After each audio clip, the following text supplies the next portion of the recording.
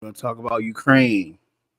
We're going to talk about Drake and Kendrick real quick. But yeah, free Palestine. My name is Jamar Jabari. I am the host of the Jabari Vlog podcast. You can check out my content on my page. I'm on almost everything you get your podcast, Jabari Vlog podcast. I'm on everything that I can find at this point. And I love Luffy. Luffy's my guy. If you a One Piece fan, got the Luffy hat on too with all the characters. One Piece.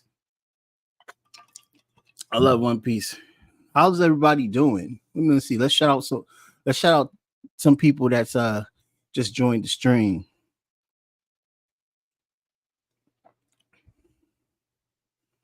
Shout out. Let me get some likes, guys. Let's see who we got here. We got Delicious African Orchards. What's up? Interesting handle name. We got Altar. Peace. We got Joyce. Peace. We got Irish Rose Buzz One. Peace. Love Ireland and also love the solidarity that they have shown throughout the years for Palestine. Ireland is one of the most pro-Palestinian countries ever because they understand they were colonized by the British too. Actually, Ireland was the first country to be colonized by the British from my studies, from my understanding. So, Ireland, when they're like, whoa, they're like, yeah, you guys getting colonized. We know how it feels.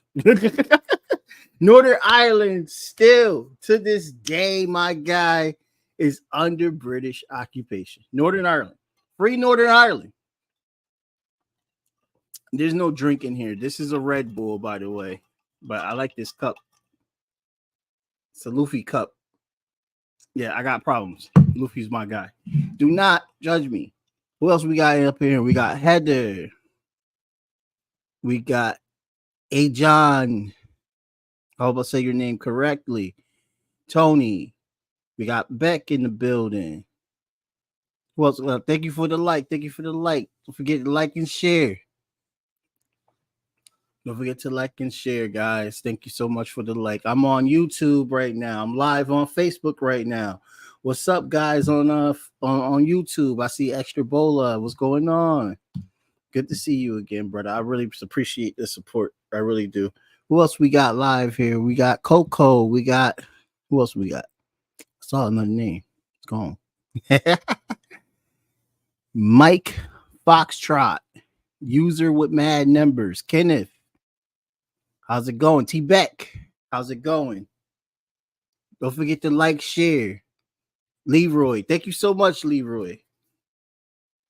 T Boy, Omar, peace, everybody. Peace and solidarity. Peace. I put up the West Coast, but I'm from the East Coast. I'm not from the West Coast, but Tupac is one of my favorite rappers, though.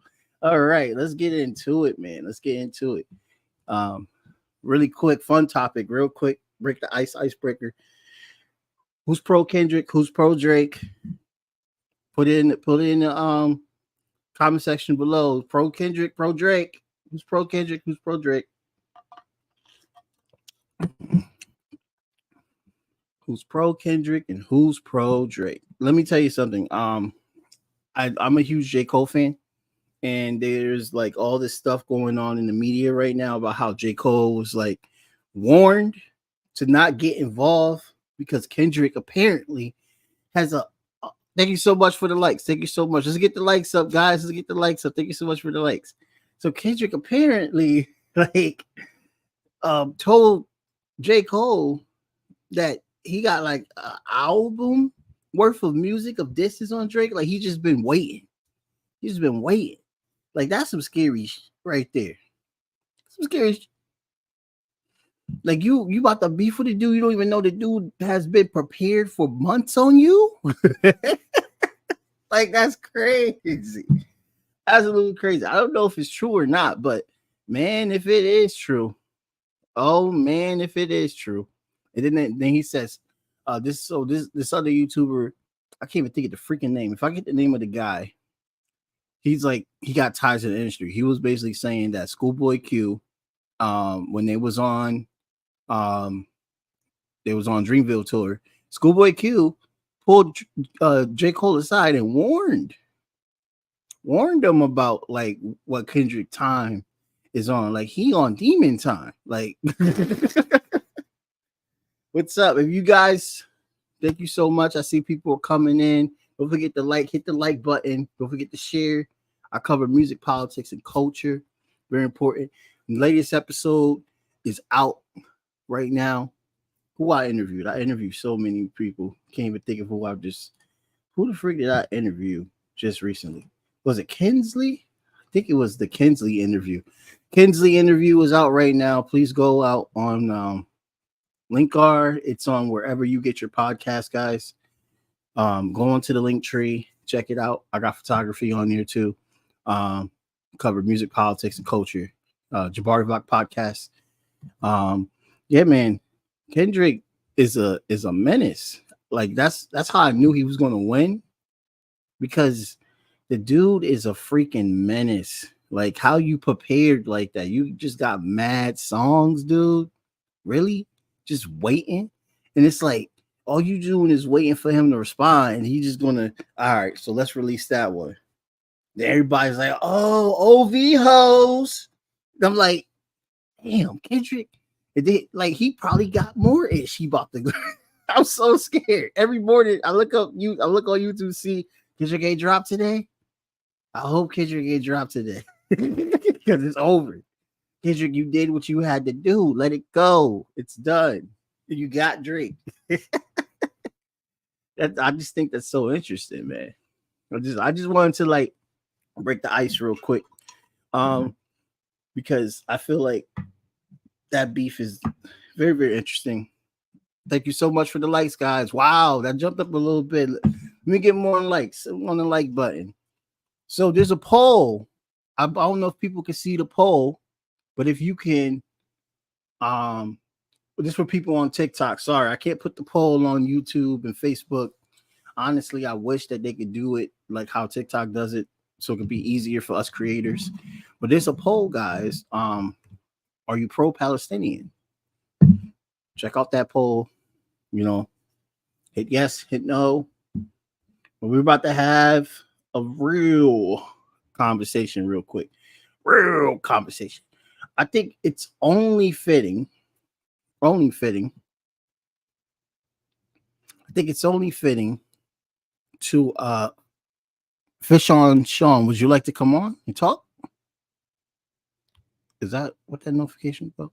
I'm still learning this. I'm a millennial trying to unlearn the media millennial ways and look at the Z ways. This new Z generation of social media is totally different. I'm still used to Facebook, bro. I'm still used to freaking Facebook. But anyway, let's talk about Tiffany Haddish. How many people know about Tiffany Haddish? I'm pretty sure everybody know who Tiffany Haddish is. Tiffany Haddish is a very, very big comedian. She I believe she got big off of with Kevin Hart. Kevin Hart got her in, gave her an opportunity, and she's been in so many movies and stuff. Tiffany Haddish has always been like somebody I have admired as from all the things that she have done. Really cool, awesome person. Well, I thought Tiffany Haddish, which I learned that Tiffany Haddish is Black and Jewish as well too, and it has nothing to do with her being Jewish. I heard that she had a gig, the Netflix is a joke festival, and on the Netflix is a joke festival, Tiffany Haddish wanted to talk about. Well, there was some hecklers there, from my understanding, that were from the college. From my understanding, there was some college students there. I don't really fully know the whole situation. All I know is that it was a festival, a comedy festival called Netflix is a Joke, where a lot of comedians go to. I mean, what comedian is not trying to get a Netflix contract at this point? Like, they tell a lot of people no from what I heard and stuff like that. Um, so so basically, there were some college students there, and for some reason, whatever they said to her, I don't know how it actually started, but for some reason, she went in and was like, I didn't go to college. I'm a college dropout, but I get a lot of my street knowledge applied to my life and stuff.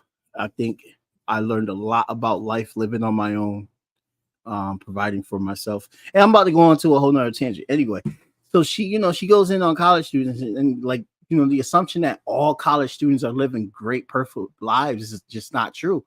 When I was in college, I was shit poor. You know what I mean? I was shit poor, and sadly, like, only time I was able to eat was when I was in school.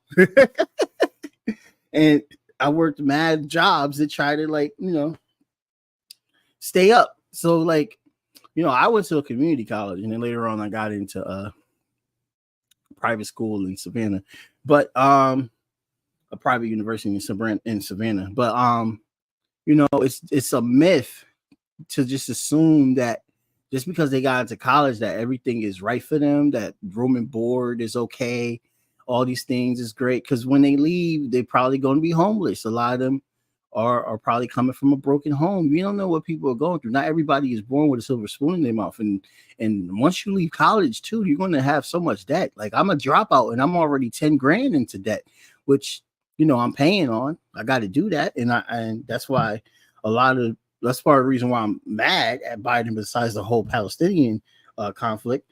But the thing is that, like, she went on that for a little bit, and then she was like talking about how they shouldn't be protesting this way. They should be protesting legislatively and all this stuff like that. Like, just trying to tell people. Thank you so much for the likes, guys. Thank you so much for the likes. She's trying to, like, dictate how to actually protest. And the comment that she made, which I covered on my page, people look, she made a comment about 9/11, which I think is the most important part that very, very much coincides. Thank you so much for the likes. Wow. Thank you so much for the likes. It's a lot of likes. Thank you so much. What really bothers me is that she wanted to basically just make a snark comment about 9/11 and America's reaction to 9/11, which kind of is very, very, thank you so much for the likes, guys. Thank you so much. Which is very, very, very interesting, because the way that she describes it, she says, yeah, we got attacked, and then we went over there and we fucked those people up. Like, that's so insensitive. That's so insensitive to just be like, yes, 9/11 was a huge tragedy. We lost 3,000 people. I live on the East Coast. I live very close to New York. And I remember that day. I will never forget that day. I was in 4th grade. I was a kid. And I didn't really understand what was going on until my father explained it to me when we got home. And then, every time 9/11 comes around, I always had some kind of feelings about it. You know what I mean? And I was scared about, it was that time where a lot of Islamic phobia was rising. I mean, people that had nothing to do with these attacks at all. It had nothing to do with these attacks at all. You know what I mean? They were saying that families in America were disappearing, and no one knew where these Muslim families or Middle Eastern families, they probably wasn't even Muslim as well too, but these Middle Eastern families were going, or where they went. There was just so much going on. And then you had the ban that happened. I mean, Trump brought that ban back, tried to bring that ban back. But what is very important is that, yes, 9/11 happened, and it was very, very scary and messed up. And to this day, we all feel for those families that lost their family members in those towers. But the response was too much. The response to 9/11, we ended up killing 1 million people in the Middle East. That was the response to 9/11. We ended up killing 1 million people in the Middle East. And the objective, from what we were told, was a lie. But part of the objective, the weapons of mass destruction part, that was a lie. But part of the objective, they also talked about how they want to eradicate terrorism. Russia was a part of, you know, the initiative to fight terrorism as well too. There was um, a lot of different coalitions that was a part of these initiatives. I mean, shit. I mean, you look at Libya with NATO. Like why was it so easy for NATO to get involved and decimate that country? So I don't think it's people still to this day, like weird people, like Tiffany Haddish likes to bring up our response to 9/11 as if it was a victory. We won nothing out of that. In fact, we went in there and we stole resources, and a lot of that resources is oil, and a lot of that resources was drugs, which is why we had the epidemic here. We destroyed our people by bringing those drugs here as well too. We said that we were going to end terrorism, but because of the response of killing 1 million people and creating a lot of people that hate America, ISIS was made. And then later on, CIA find ways to get ISIS aboard. That's a total different discussion, total different video. I would love to talk about the history of the CIA connections to ISIL, especially on the Ukrainian level in Russia conflict. They're very, very much connected. Very important to talk about, but that's for another video. But I'm embarrassed at the fact that we took a route where we decided to just annihilate the wrong countries too. By the way, Saudi Arabia, Saudi Arabians were majority of those hijackers, and we never even went into Saudi Arabia. Instead, we focused on Afghanistan, Pakistan, Iraq, and we killed 1 million people. I'm embarrassed as an American by that we did that we murdered that many people. I'm very embarrassed. I don't, that's not something I would want to glorify. And she said it as if it was a joke because, it's a comedian show. But like, I just don't think that's something that Americans would want to glorify.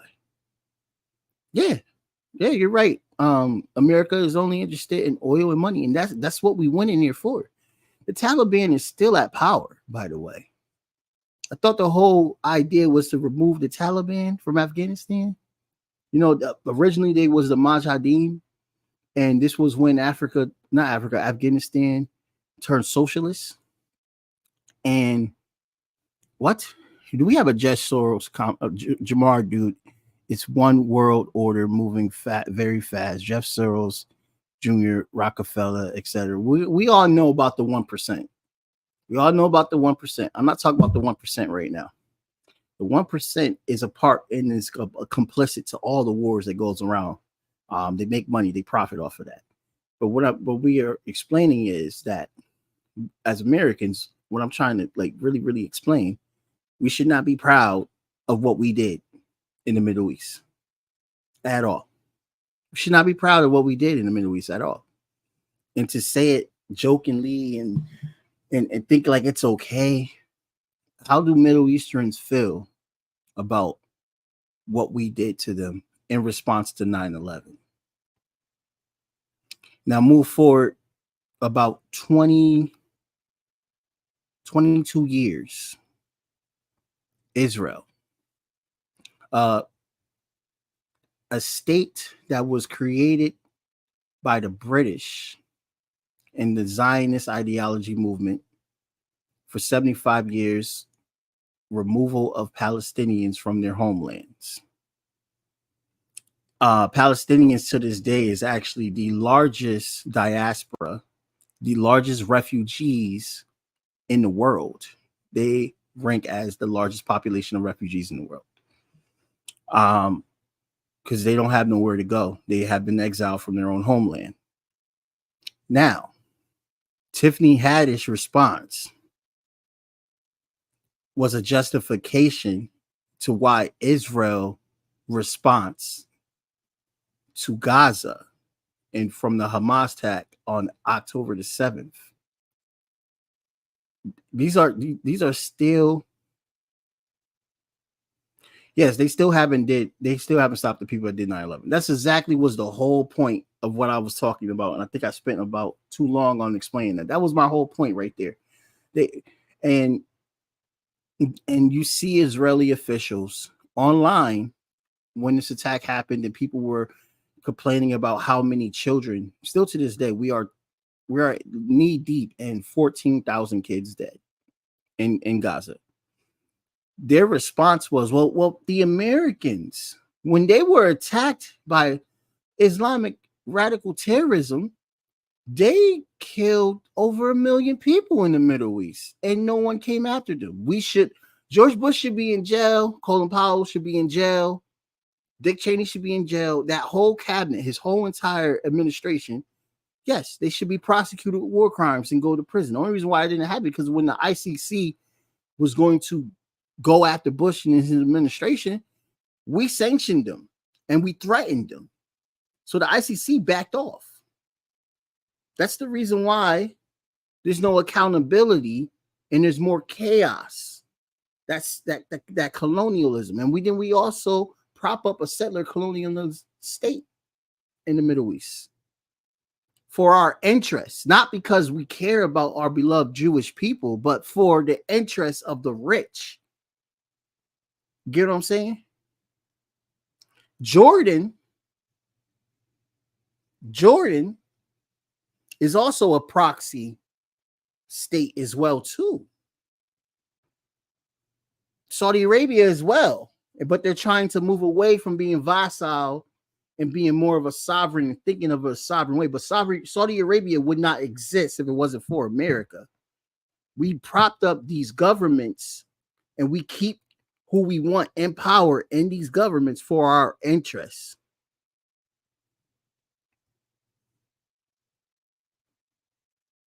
That comment about Palestinians dancing and handing out candy. All right, I don't know what you're looking at. So the excuse of saying it's okay to bomb and murder 40,000 people because we're also need to estimate how many people are still not found under the rubble. So the qualifying estimation of people dead is about 40,000 that were murdered by the IOF, Israeli Offensive Force. I believe that's the acronym. So they also use the excuse, these Israeli officials, their also excuses that Tiffany Haddish, she probably got the excuse from them. That's why she said what she said. That during World War II, there's an IDF, which is the Israeli Defense Force, and then there's also an IOF as well too, which I believe is part of the arm of the army, because IDF is basically like the police, from my understanding. But you're probably right, and I'm probably wrong. But anyway, I could look back at that later on. So basically, they use World War II as an example too about how many innocent people was murdered in World War II. But that was before the Geneva Convention. Israel, there wasn't a Geneva Convention until after World War II, where we started figuring out what qualifies as war crimes and what qualifies as not war crimes. The Geneva Convention is very, very important because when you look at the laws of the Geneva Convention, which, by the way, when you argue with Zionists, they like to say we don't care about international law. That's their biggest. The only reason why they don't have to care about international law is because the U.S. carries them. The U.S. supports them. If there was no U.S. support, they will be afraid, like the African leaders who are always doing dictatorships and atrocities that the ICC has convicted and charged and put in prison. The only white man I could think of besides Bibi Netanyahu that's threatened with an ICC warrant is Putin. It's always been Africans. So I'm reading the comments. Let's try this. Let's start at the beginning, not on your feelings. Facts are facts are over feelings. Please, guys, don't argue in the comment section. I might have to remove you if we're getting argued because it's not productive, it doesn't work out. It ruins the experience. So I think it's very, very important to make that dictation that what their excuses is with innocent people dying. They are basically saying that, oh, well, they did it in the West, so why the hell we can't? What gives them the right to get away with it and we can't? Well, when America was established, by killing off indigenous people who I have through my grandmother a legacy with, she was Halawa Saponi, and using black people to build the country, and we did that shit for free. And then we didn't get our voting rights until later on and all this stuff. But I digress.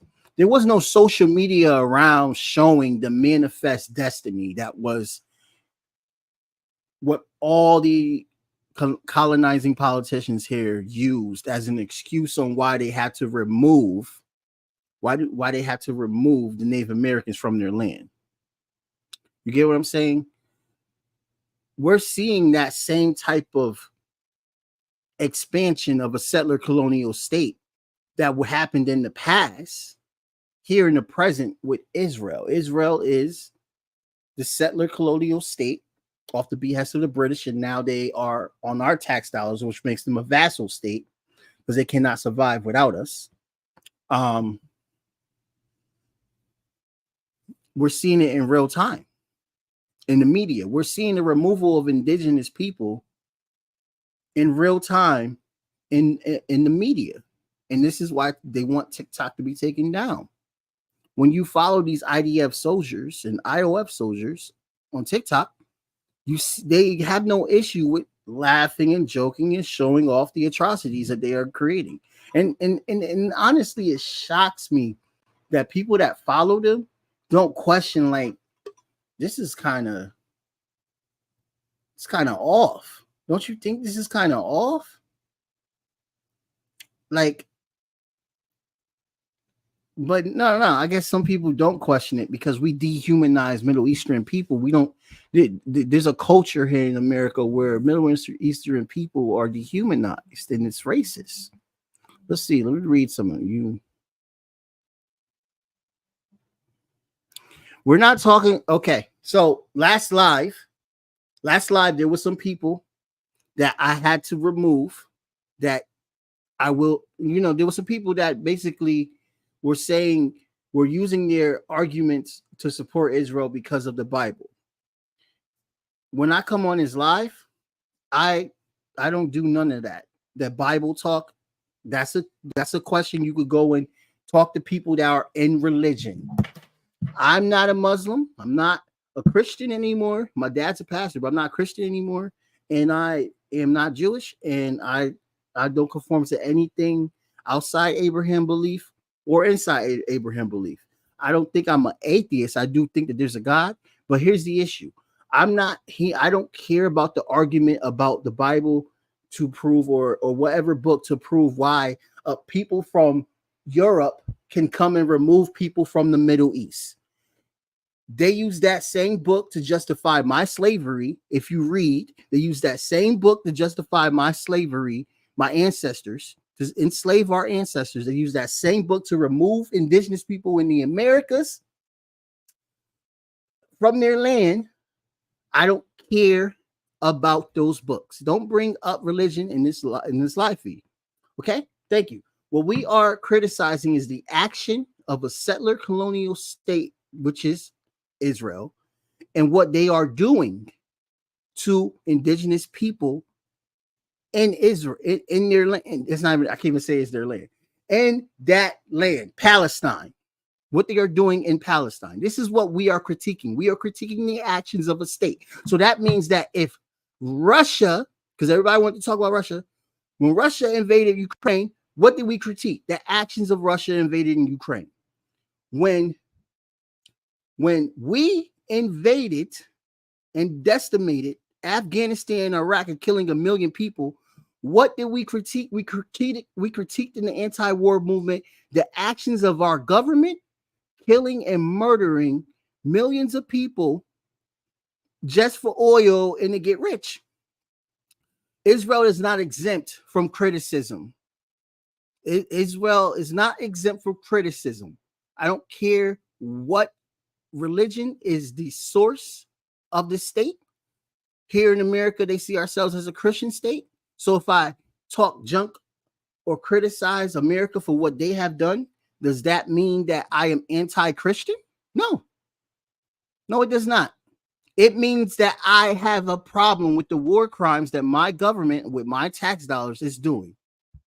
So we are criticizing Israel for their actions for the last 75 years, because it did not start on October the 7th. It started during the Nakba when they threw out 700,000 Palestinians from their own home. That's what we're talking about. A British colony that now been adopted over to America's colony. All right? And you are being removed now because you're getting racist. Thank you. Have a nice day. Okay.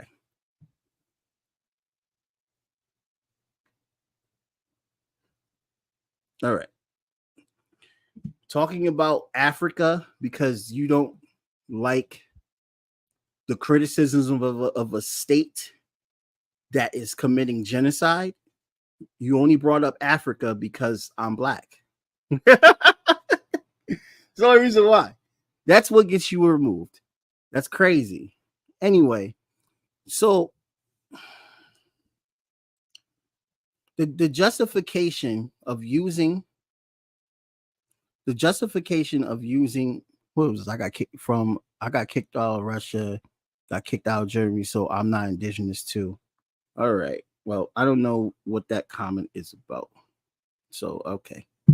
So yeah, the justification for killing thousands of people in 7 months, 14,000 children, and you use the only thing you could justify is because that's what the West did. That's just not a strong argument. And it's time that we have a freaking conversation about the hypocrisy of the West. That's the next point. Because we can laugh and talk about all day, how effed up America is. But America, this government, still thinks that they have the moral high ground. They still think that they control the world. It's a supremacist ideology that the West and Europe has.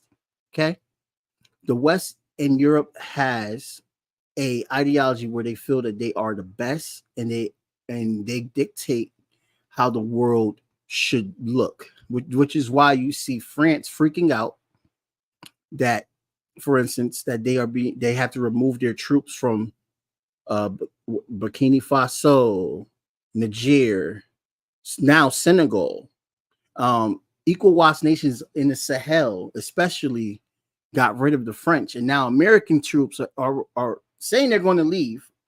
Knowing my country, we're gonna wait as long as we can. Because we're not a strong, powerful army like 2000 was. We can't do the smoke that we have done in the past. So there's not going to be an armed conflict with this, especially with how other states that support Africa. You have big superpowers like China, Russia, the continent of Africa that have done put a lot of money into it. The Russian soldiers, for instance, are in Niger as we speak, which is their sole purpose is to make sure nothing goes down while American troops are removing themselves from, and they got to get rid of the bases, all this stuff. It's interesting time that we're living in. And to Europe and to America, this all looks embarrassing to them because they felt like after over 100 years of just, the U.S. coming into power after World War II, basically showing that they are the hegemonic power, creating NATO, and making sure that Europe bows to NATO, like you saw with Trump. Like, you better pay your money. Better pay your money to NATO. You better be paying your money to NATO. Trump was not playing with that. America does not want to lose their hegemonic power. They don't. Um, they want to stay on top, and they do not like threats. What's a threat? China. China's economic growth and their ability with the Belt and Road Initiative, which they have countries in Europe signed up on. Look up Belt and Road Initiative. And they have countries in Latin America signed up on. And they have countries in Africa signing up on. We're seeing now a bipolar world, a world where you could go and not a world where you could go. One more question for you. This guy has questions. Let's see his questions. Colonization is another name in still colonization. Well, yes.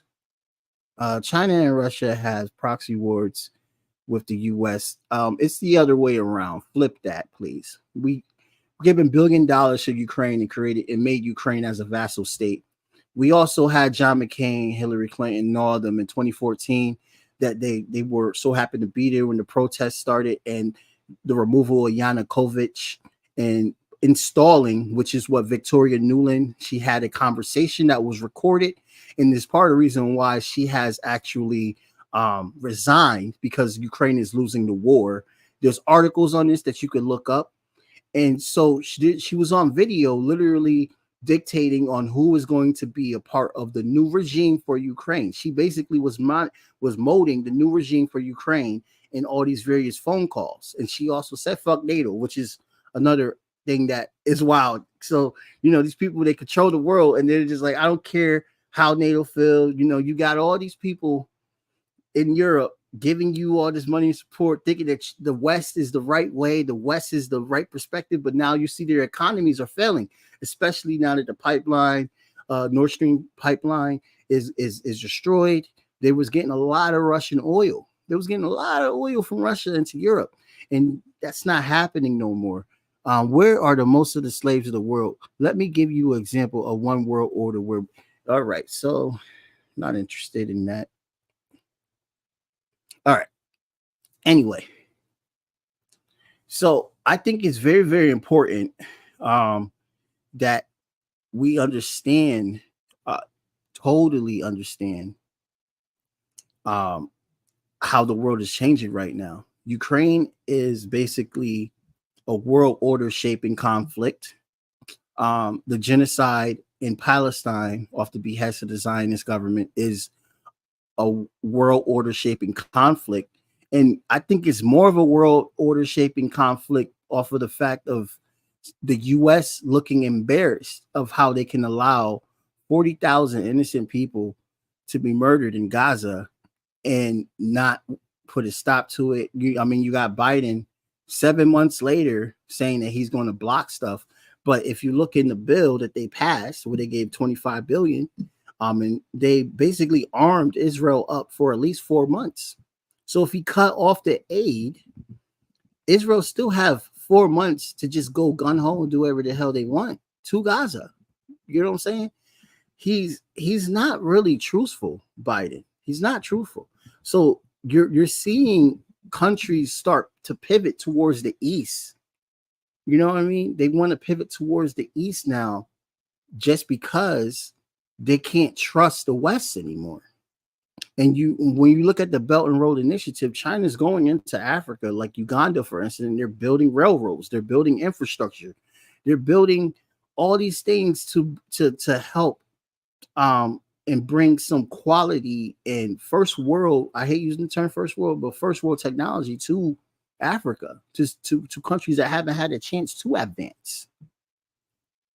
So we are seeing basically a world that's not just American dominated, but it's where with BRICS nations, for instance, where you have the option of choice as a country that because America, we sanction a third of the world.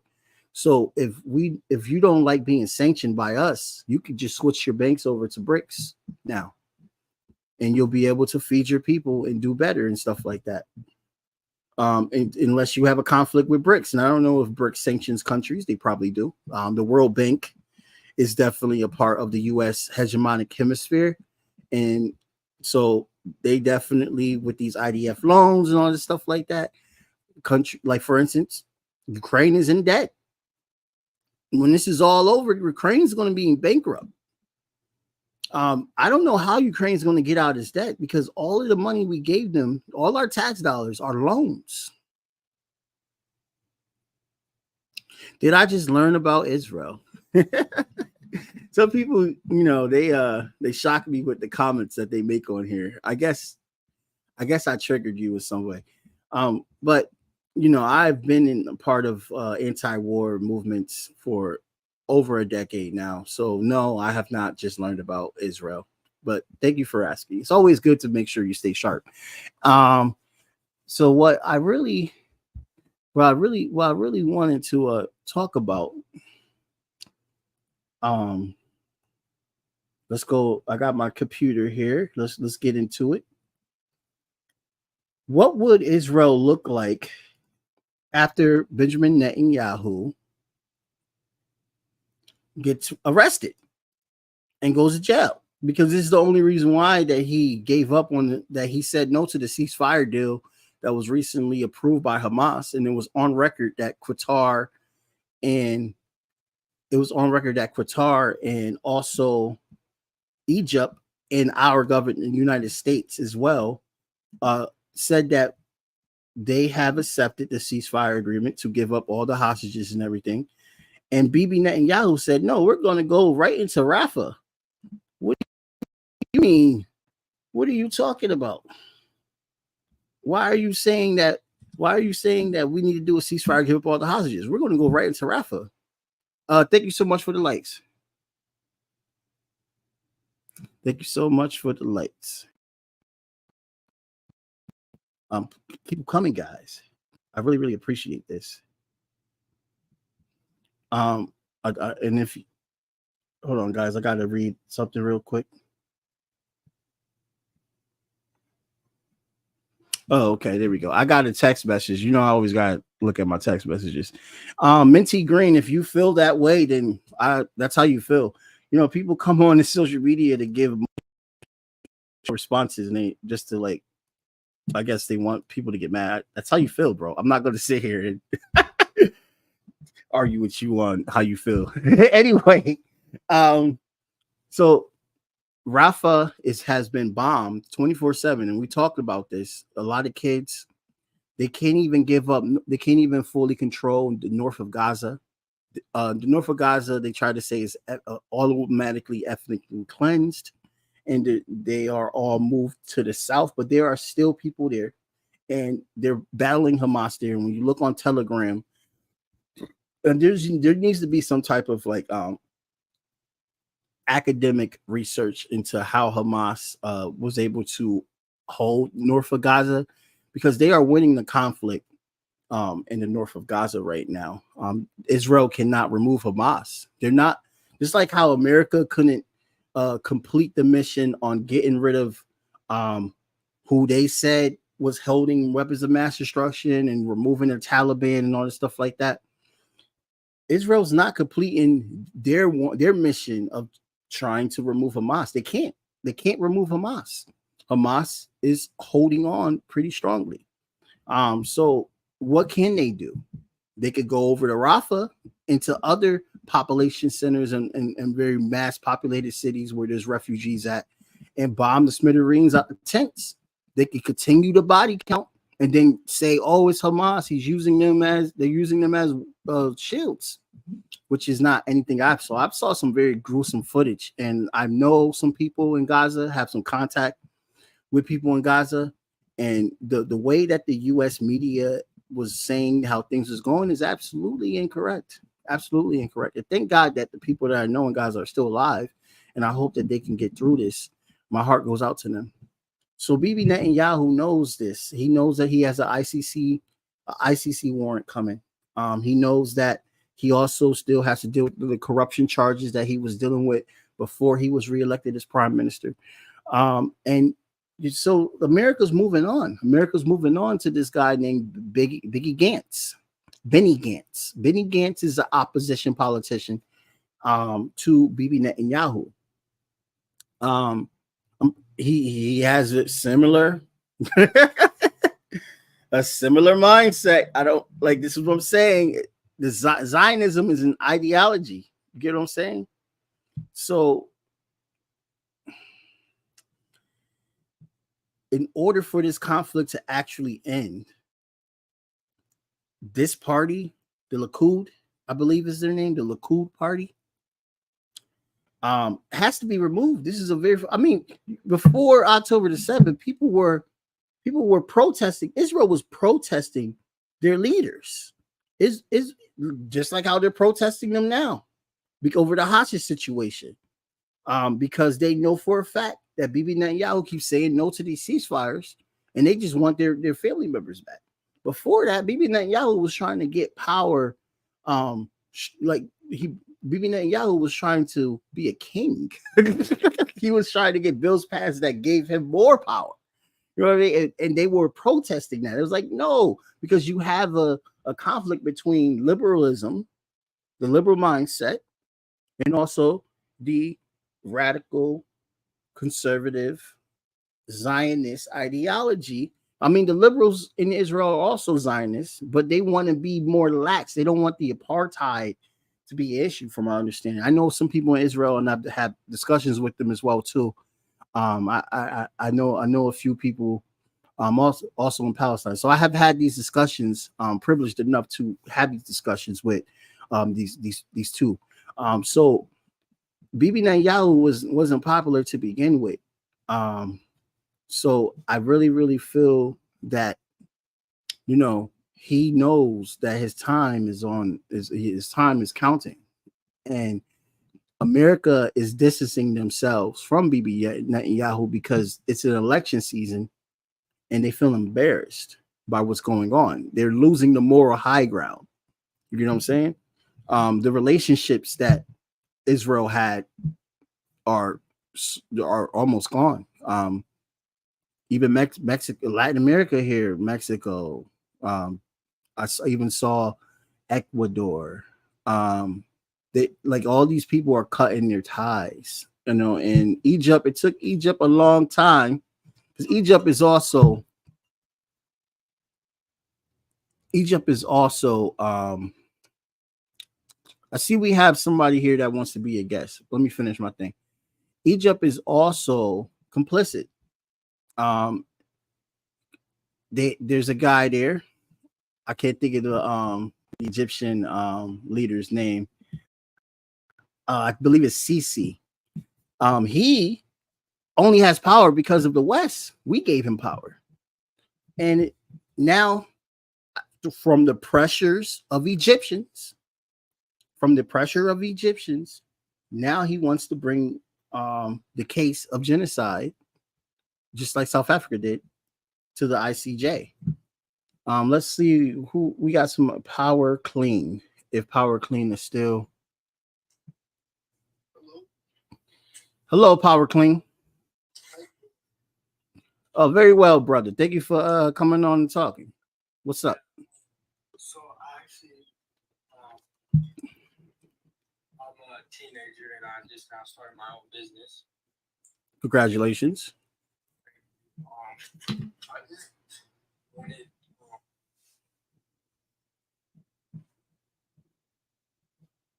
a big thing other than doing sports.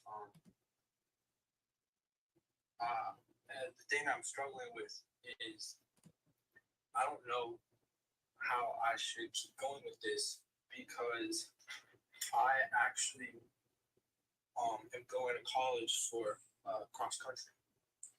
I have 2 major scholarships right now, and that could affect the business that I just now created that has been going really well. So when I'm off in college with this business and with me, with my scholarships for running, I don't know how or what I should be doing right now to plan for that. Oh, I know you. Well, we're talking about politics now, so this is a total 360. What is the business? So, this is actually my business account. I'm actually really sorry about that too. I figured you were talking about this. I came in midway.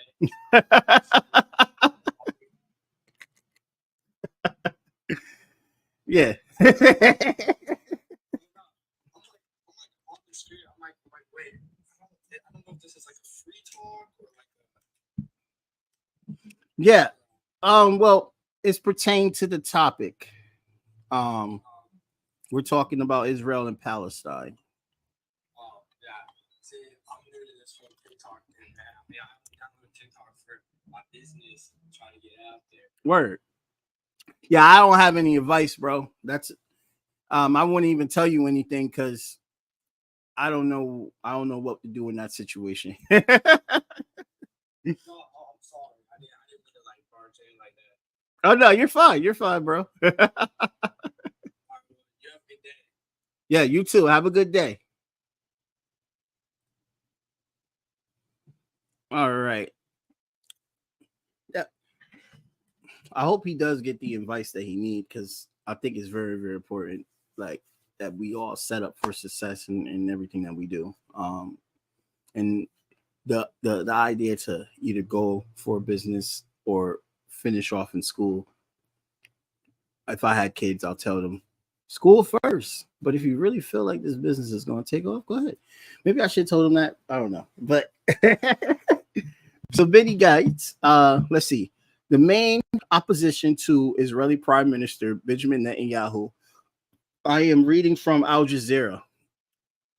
It's an Al Jazeera article.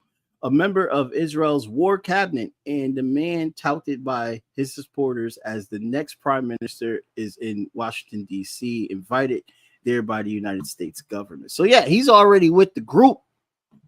The U.S. is moving on from Bibi Netanyahu. They're like, bro, you are literally getting us blown out of proportion. We're supposed to look like the good guys here in every situation because America's propaganda is built to give excuses for their atrocities. And they do it in a very, very clever way. For instance, when let's bring up because we're going to talk about Ukraine. So I might as well. You guys want to talk about Ukraine? Let's talk about Ukraine. Let's talk about Ukraine. So in Ukraine, the Bidens are connected to this, from my understanding, because his son, Joe Biden's son, the one that got caught with the laptop. And I don't shame people that use drugs because I don't think people should be shamed for using drugs. Like, you don't know what they're going through in life. So I don't ever try to judge people over using drugs and stuff like that.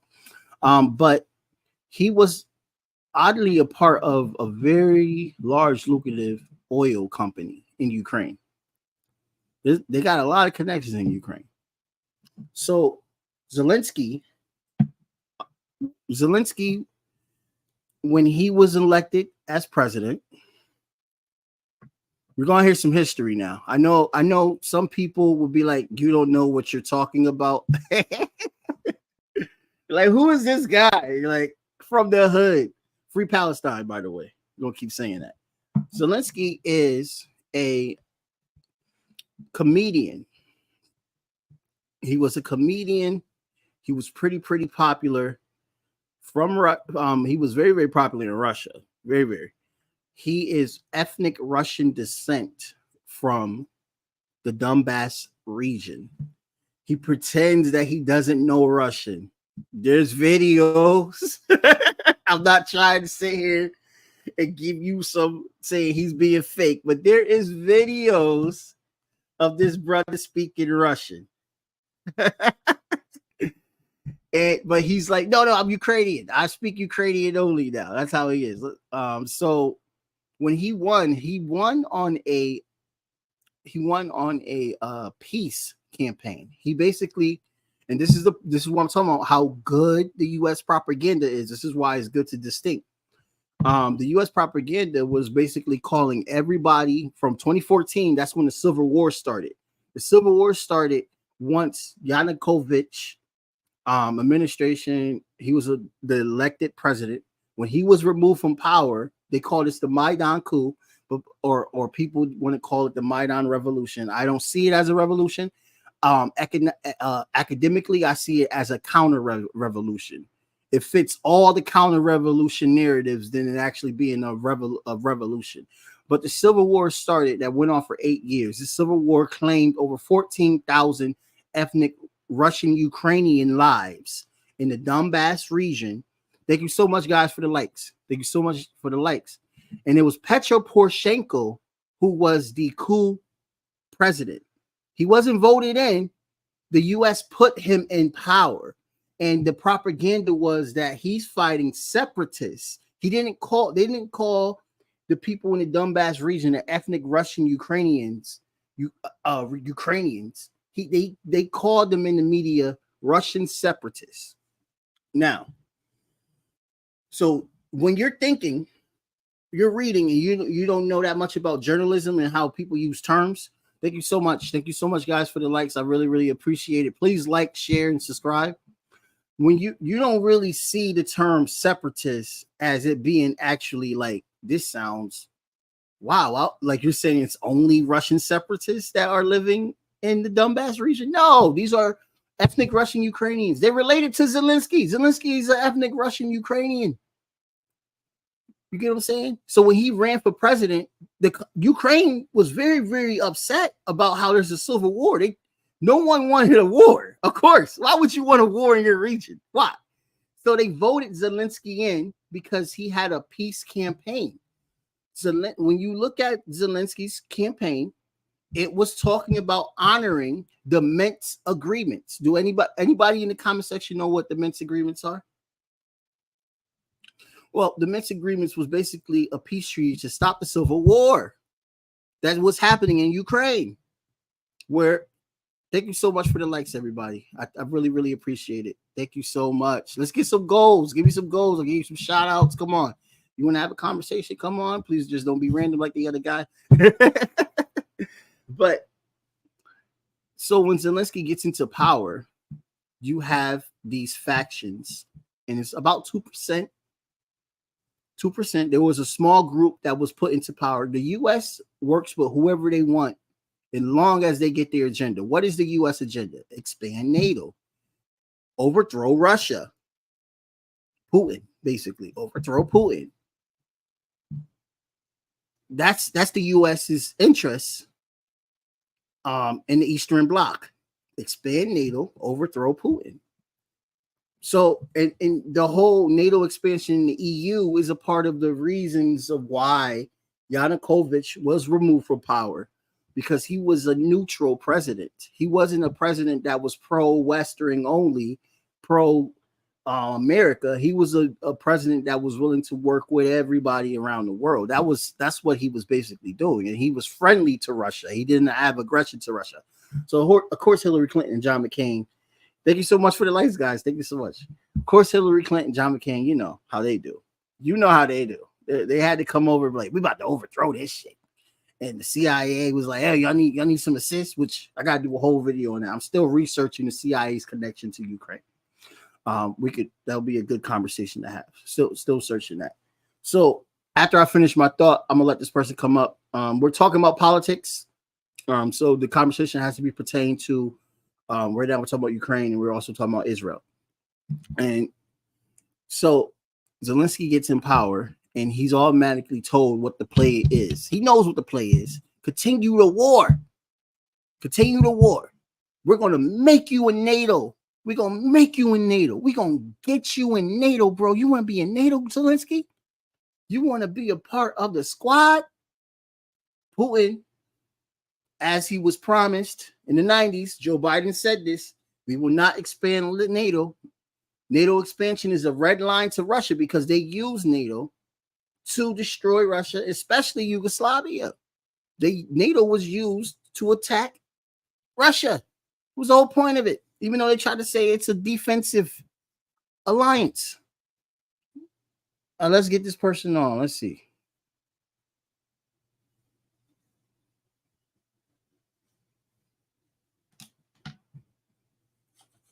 Hey, how's it going? Hey, brother. Enjoy listening to you. Oh, peace. Thank you, brother. Thank you. Although for further research, can I ask you to research the relationship between Libya's Haftar and Russia? Because at some conflicts, it seems like the U.S. and Russia are on the same page. Like Syria, like oh, we're deconflicting, but the Syrian population ends up being genocided. And Libya seems to be the same thing, where like they're together supporting this strong man. And so that's more of a question that I would like to research some more myself, and thought maybe you might be interested in it too.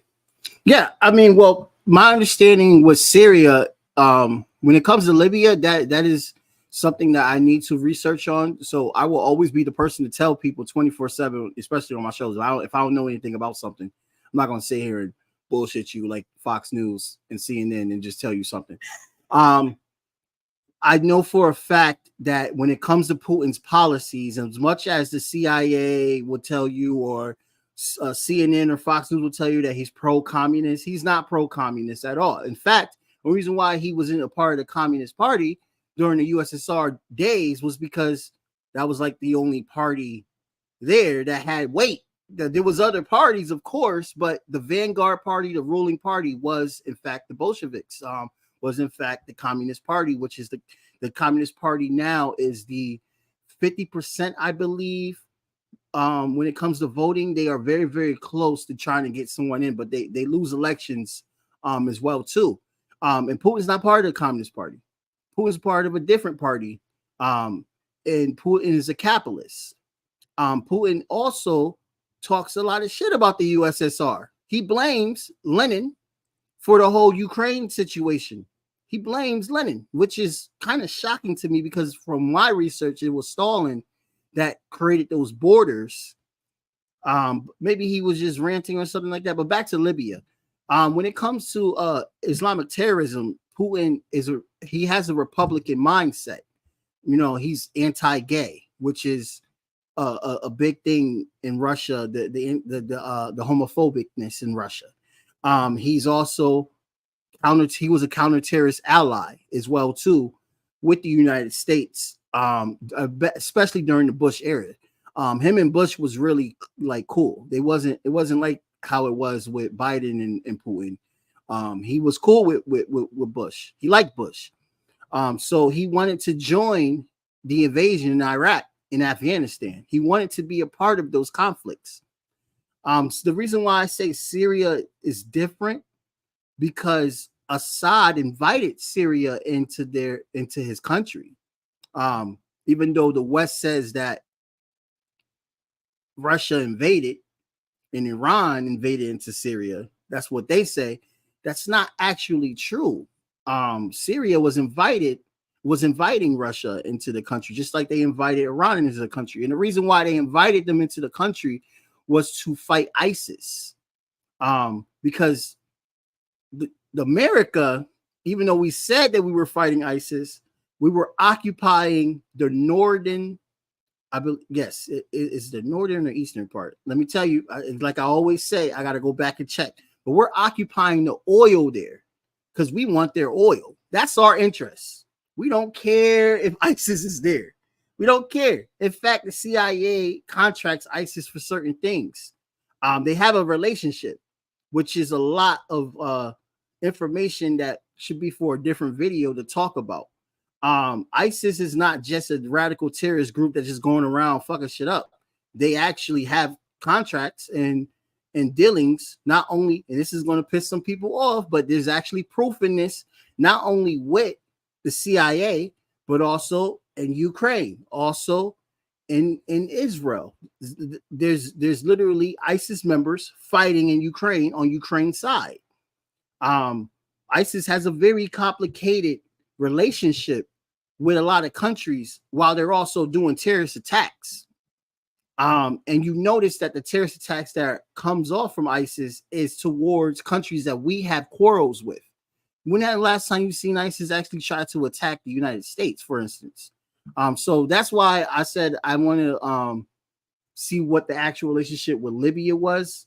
because I know that there was some Islamic phobia content through Putin's terms when he was prime minister as well too, before and president. He's president now again. He just won the election.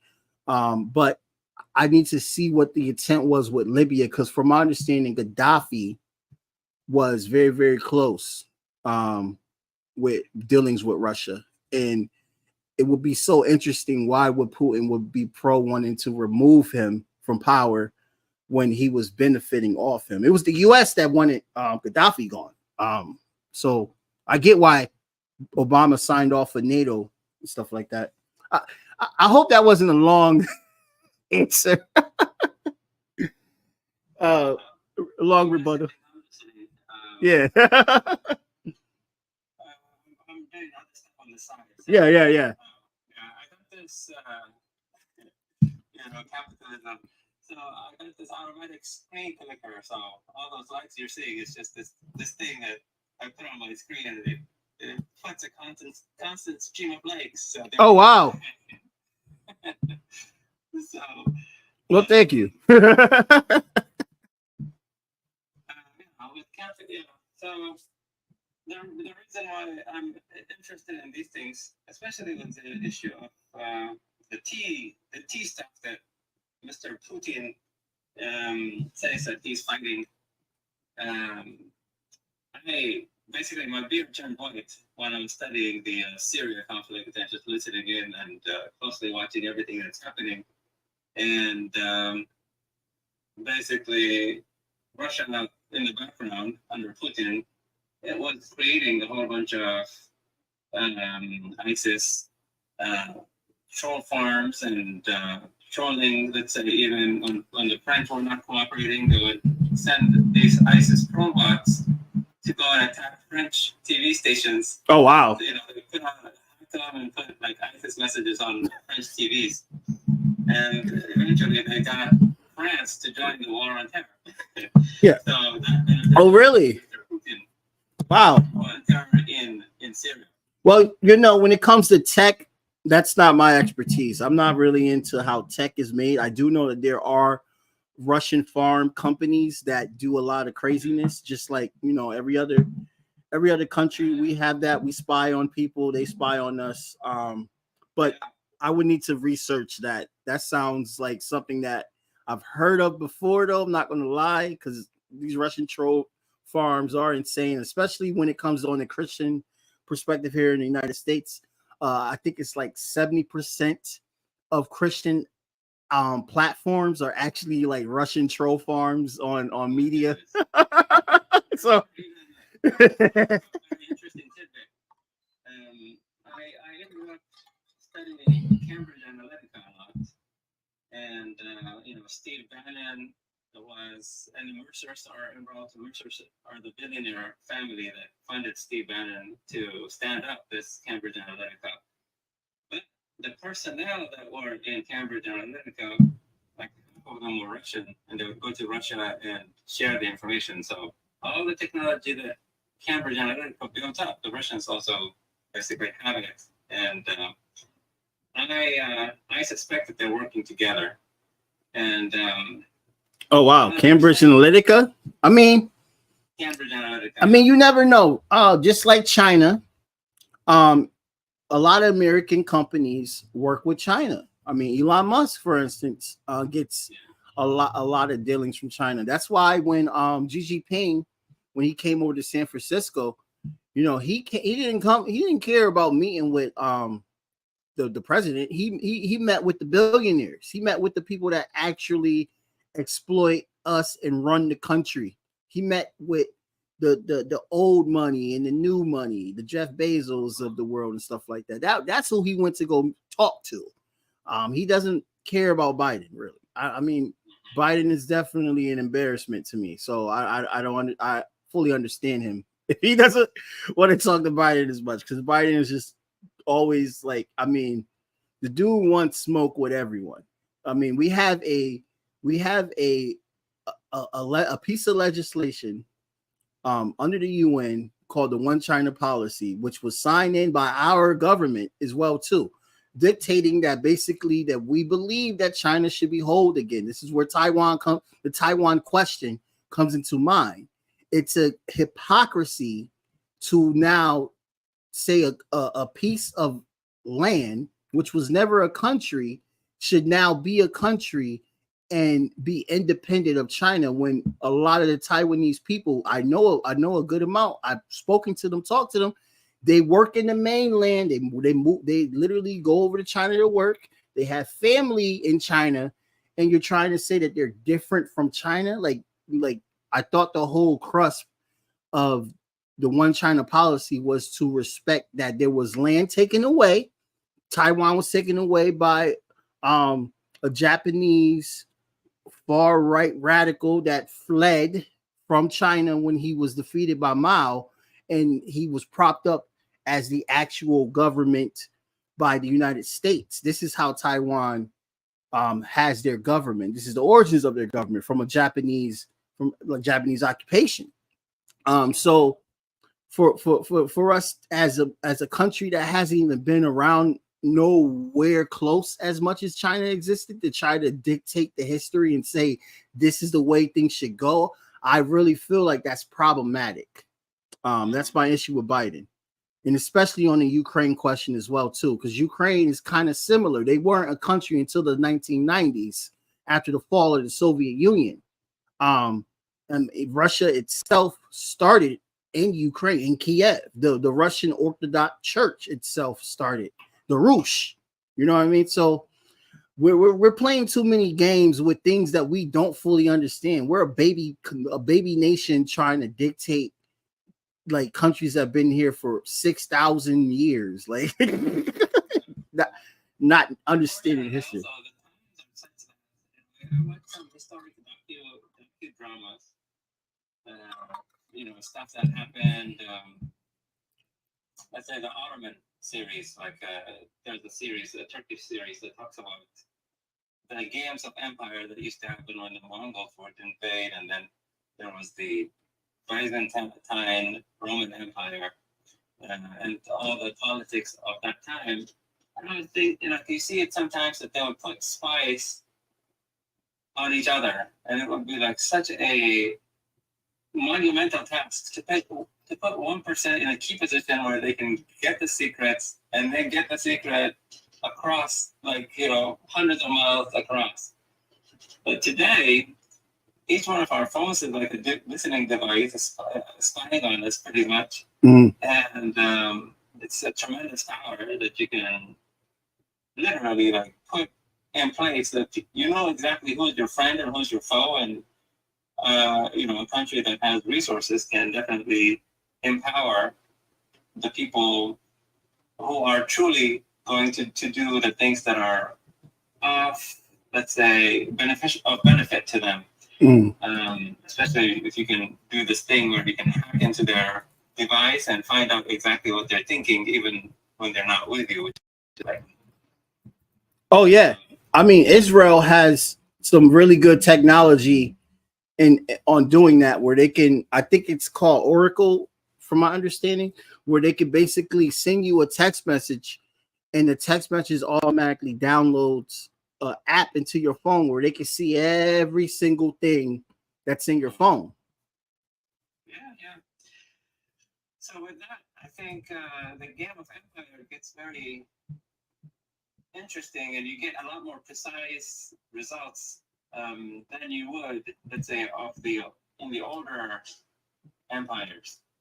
Yeah, I think that's how we got, let's say, in Egypt, this president Sisi, who was willing to starve the Palestinians, right, and not even hand them a bottle of water. He's such a puppet. On the inside, he's not Egyptian. Yes. Yes, he's not. And the king of Jordan, he's actually Saudi. And Jordan is a vassal state to the United States as well, too. Yeah. The U.S. has put all these dictators in power. So in a situation like this, they have no choice but to yield. They can't act like that they are going to act sovereign all of a sudden, when it wasn't even the actions of sovereignty that got you in office in the first place. You're a dictator, or you're. For our be surprised to find out that all these dictators have had to have a mandatory visit to Epstein Island. I mean, there's something that is keeping them in line. Exactly what it is. Right. I mean, that would be insane, and I won't be surprised after everything I'm hearing nowadays. Like, but no, it's so true because when Iran attacked Israel off of retaliation because their embassy was bombed, which under international law, under no circumstances are you supposed to bomb that, even in a time of war. It's illegal. It's a war crime, but Israel gets away with it because Israel's like, we don't care about war crimes. We don't care about the Geneva Convention. We do what we want as a state. And this is why I keep saying I judge the state based off its character and treatment of the people that live in that region. I don't care about the whole religious aspect. What I'm seeing is the atrocities that this state is committing, just like the atrocities I've seen the U.S. commit. We're judging a state. So of course, like, you know, they know they could get away with it. They're above the law in that standard. And so when Iran attacked them, Iran was too nice, in my opinion. Iran said, hey, we're going to give you a week to prepare to be attacked. And they was talking with the US and everything. And they sent their rockets and their drones, and they hit some air bases, and a lot of their rockets and drones missiles were deterred because they had help from Jordan. They had help from Saudi Arabia. France was a part of it. Us. What if we didn't help them, though? How big of the attack would have been if we didn't deter those missiles? What if they just decided to do it surprisingly one day? Because it shows that the Iron Dome isn't strong enough or well equipped to deal with that. So, you know, back to what we were talking about, all these like puppets, you're going to see that again. If the attack does become successful, and now you're going to see countries respond based off of who they are a puppet to. I mean, Jordan especially. And then you're going to see free, true sovereign nations respond. This will be a very huge open war, a very big problem. Iran is not to play with. Hezbollah is not to play with. Hezbollah defeated Israel in the early 2000s and kicked them out of their land. It's so crazy how Israel tried to invade them and take their land, especially in the 80s. And then all of a sudden, they like to say that Hezbollah is the problem. That makes absolutely no sense to me when you invaded Lebanon. Like, like again, another example of international law being violated by this state, this country, this settler colonial state, and no repercussions. It's like, oh, they can just do whatever they want. But I know the history, bro. We all know that if you look into the history, we see time again of them acting up, doing violations, and then the United States government gets involved, and the president tells them they got to chill out, they got to stop this. This is another situation. It's just that we have Biden in office, and for some reason he's a weakling. He doesn't want to shut things down like the way he should. He wants to play games. He wants to send them 4 months worth of ammunition and then go on CNN and say, "Oh, I blocked 2 tons of bombs. So all of y'all should, vote for me. Vote for me. I'm losing the election because of this war." I just went on a whole tangent, but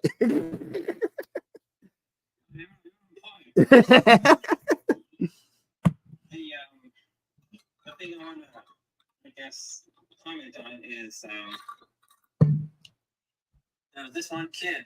He came on and he was like, I call him a kid, but yeah, even now. Mm-hmm. So he was saying that Israel is not real. That it's actually the United States in sheep's clothing. And kind of, when you think of it that way, it makes sense. Oh yeah. Yeah, that's a smart kid. That's a smart kid. And here's why I think they would do it that way. because there's this whole international system that came on after World War II, where you cannot take over territory by force, etc. And so they want to pretend that there's this international order, peace order. You know, you may not engage in colonialism, but what if, you know, Biden himself multiple times said it. If there was not an Israel, we'd have to invent it. Yep. To protect America's vital. Right. And so there's, you know, now we have to dig into, okay, what are these vital interests, and what makes the United States a superpower even? Like, right. How are we able to afford these billions of dollars worth of military equipment and just all the bases around the world? It's all built on the dollar. That the dollar is worth something, even though we print $1 trillion every 100 days these days. Yep. Out of thin air. It's counterfeit.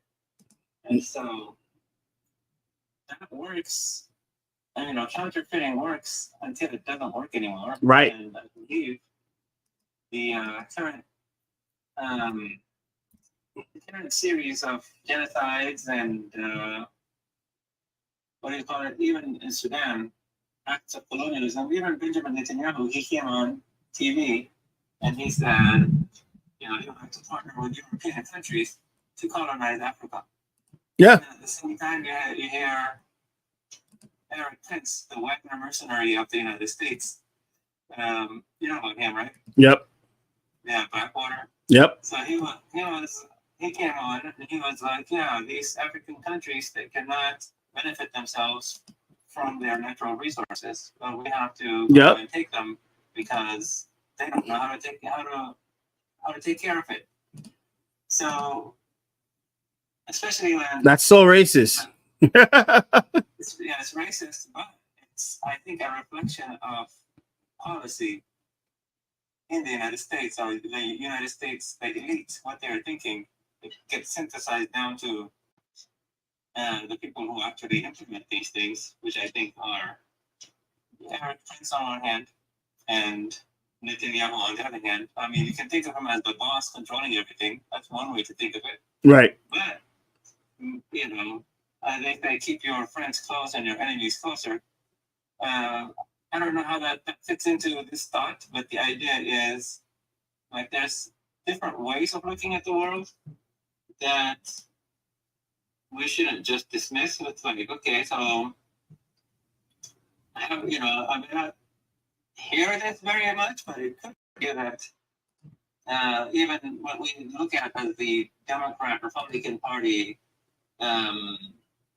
infighting, that it can all be stage managed. The APAC guy, like think of it like a wrestling match where you have the bad guy and the good guy, and there's some people who cheer for the bad guy. I don't know who they are, but usually you're supposed to cheer for the good guy. Right. But it can all be like staged. There's a name for it in wrestling. I forget what it is, but there's a name for the hill setup. Yeah. There's a name for the setup, the conflict narrative. And then every time there is a winner, but the winner is not who you think it is. It's not the good guy wrestler who beats up on the bad guy wrestler. The winner is the house. I think, yeah, in this case, it is the whoever is on top of the world order. I mean, it's the hegemonic control of the U.S., aka the 1% that controls our oligarchs. Our oligarchs are the power force that wants to keep the hegemony going. They make money off of war. They make money off of conflicts.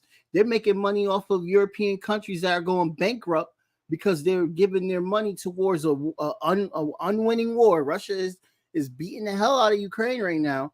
The pipeline was destroyed when majority of European countries were getting oil from that pipeline because it was a cheaper option. It's a calamity. It's a huge calamity, and they trust in our government, the United States, because this is the way that the hegemonic whole designed it. They designed that you have to be a part of us, the World Bank, if you want to be exceptional. You don't want to be like everybody else because we're going to sanction them. We're going to starve their countries and we're going to make money off of their resources while they're starving. You know, so it's what we're seeing. Do you see a breakup in that type of hegemonic hold? Do you see a unipolar world arising in all of this? That's what the kind of world we're living in now. Mm-hmm. The only hope is a connected consciousness where people just say, we're not having that. So right now they're acting in such a way that they're full of confidence that they're going to have their way. Yeah. I mean, but you know, they are, that's just how that's like how they are. They feel like they are the masters of the world. I mean, for instance, when you see Macron complaining about how he has to remove his troops from the Sahel region, and now Senegal wants to remove the troops removed. This is a France that is very, very different from the France that was expanding its colonial rule. This is a weaker France. And Africans know that the West is weak now. So they are taking control of their countries as they should, as they rightfully should. You know, I don't know what will Africa look once it fully liberates itself, because I know that those borders were created by Europeans. So we're talking about something amazing. In the current moment, right? You know, you see liberation in certain countries. I happened to come across, and I listen to quarterly earnings reports of companies, even if I don't invest in them. Mm-hmm. But I happened to listen to a uranium company's earnings call, and that uranium company had operations in Niger, which, because of the coup, the stock sold off a lot. So it was interesting for me to listen to what they have to say about that. So, oh wow, they were saying things that were, you know, it almost seemed like he's speaking top secret truths that were not meant to be out there. And so, what? I gotta listen to this. In summary, what he was saying is, yes, our operations have stopped for temporarily, but the United States has told all the countries surrounding Niger not to cut off any business ties, so that the co-leaders are not able to do what they want to do. It's not their agenda that's going to go forward, and our operations will come back online. And this is a message to his basically investors, but you know, keep the faith in us. And the co-leaders are being told what are the names that must be in the next government and what positions they must have. And so it's not over yet, you know what I'm saying? Because there's like a trap being set for them where if they want to live, they must behave a certain way. Otherwise, there's going to be consequences. And I'm sure France is promised, give us some help with colonization of Palestine and we'll give you back your portion of Niger. So we shall see how things pan out. Yeah, we definitely should. It's something to definitely pay attention to, especially with Ibrahim over in Burkina Faso, his plans. Well, I won't even say his plans. Basically, his party's agenda. It's not just him. With control, making sure that they naturalize all their resources and bill wages and stuff like that. The West is not going to like that, because that's putting more money in the pockets of the people of Burkina Faso and not more money in the pockets of who they want to have money in the pockets of. I think the reality of Western economies is basically epitomized by what Trump said to his daughter as they passed by a homeless person sleeping on the street. He mentioned to her, "You see that homeless person? He's actually more rich than I am, because I am drowning in debt while he has no debt." Well, That's Africa in a nutshell. yeah, Africa is a very rich continent. The Europe needs to keep exploiting Africa. Yeah. My brother, what was your name again?